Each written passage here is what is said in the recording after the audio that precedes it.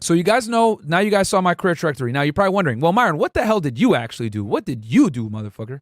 So my career, what I did, guys, I specialized in the cases that I did mostly were human smuggling and drug trafficking. Those are like two crimes that that's my butter. You know, that's my that's my sauce, okay? I was a very good agent, very strong agent. I did a lot of big cases. I've done Title III intercepts, which is basically listening to phones. I've written hundreds of affidavits to arrest people. I've been a grand jury and testified a million times. I've done big cases.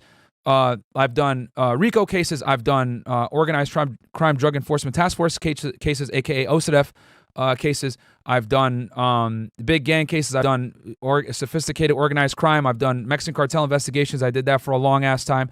And just so y'all know, here's the receipts. Okay, a lot of people talking smack. Oh, did you really do it? Here's an award I got, guys. Okay, in 2019. All right, this is the director's award. Okay.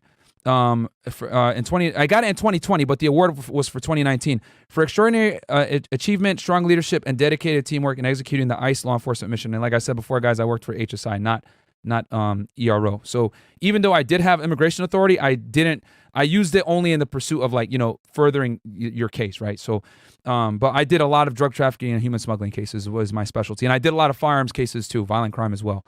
So, and this was for a case I did back in 2019. It was an undercover case I did. I wasn't the undercover. I had undercover agents doing the case for me, but I was the case agent. And as the case agent, guys, you're the one that runs the case, right?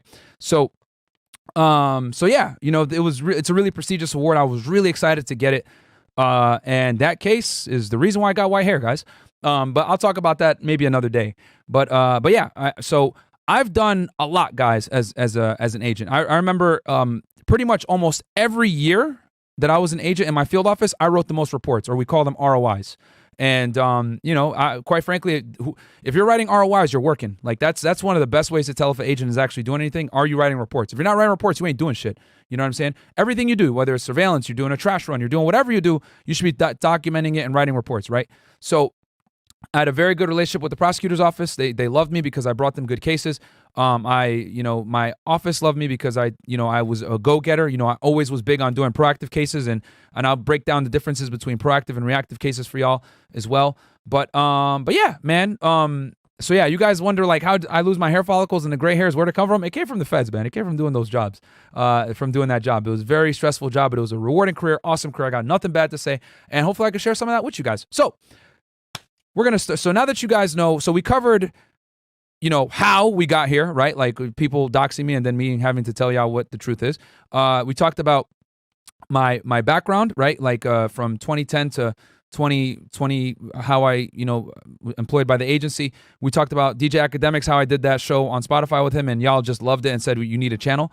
And we're here now, right? And I gave you guys my background training experience so you guys know, you know, that I'm qualified to talk about this, you know, beyond qualified. I've done more than most, you know, special agents. I don't care what agency you work for. I've probably arrested more people and done more cases than them. I'm not even trying to be cocky, but I'm telling you guys, when you start off in an office like Laredo, Texas, we were out every day, doing surveillance, arresting someone, reacting to cases. It was crazy, bro. It was fantastic. I got my feet wet, and yeah. Anyway, so what's the next thing here? I wrote a little outline for you guys so that we can keep this organized. So we're gonna go over, now that you guys know my background, we're gonna go over. Okay, disclaimer, real quick. I want to say this out here now that you guys know what I do. I'm not going to be talking about anything classified. All right, guys? I'm not doing that. All right? Number one, that'll get everyone in trouble. And then number two, I didn't do classified case. I didn't deal with classified material, because just so y'all know, classified sounds all sexy and shit like that. It's not. You can't do anything with it in a criminal case. All right? Because classified material is not discoverable. And discovery, guys, is basically when you arrest someone and you have the evidence against them. Well, guess what? You got to turn that over to their defense attorney so their defense attorney can look at your evidence and see what you actually gathered. So we ain't going to talk about nothing classified. I stayed away from classified stuff. It sounds good on paper, but it's a pain in the ass to deal with. So no, that's one thing. And then I'm going to talk about cases that I participated in, guys, but some of these cases may still be active, so I'm going to change names and not give you guys all the facts, obviously, to protect the integrity of those cases, obviously. You know, I separated from the government, but I'm not an idiot, and I'm not going to compromise anything. This is all for your guys' educational benefit. And on top of that, everything I'm going to talk about is public information. So if I do talk to you guys about a case, it's closed. All right? I'm not going to talk about any open cases. I'm not going to talk about anything that might compromise anyone's safety or ability to do their job. And I'm definitely not going to touch on anything classified. All right. So don't ask. All right. So, and classified stuff, like I said before, it's a pain in the ass anyway. No one that does a lot of criminal cases wants to even touch classified stuff, because once you do it, it messes everything up. And I can give y'all a story about that later on.